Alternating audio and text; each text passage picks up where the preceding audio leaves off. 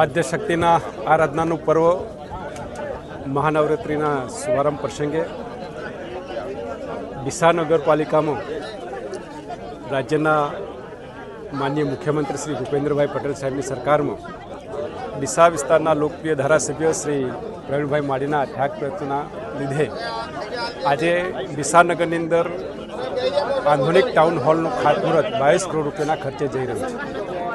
આ પ્રસંગે હું રાજ્ય સરકારને અભિનંદન સહ આભાર વ્યક્ત કરું છું। સાથે સાથે ડીસાના લોકપ્રિય ધારાસભ્યશ્રીને પણ ખૂબ ખૂબ અભિનંદન સહ શુભકામનાઓ પાઠવું છું।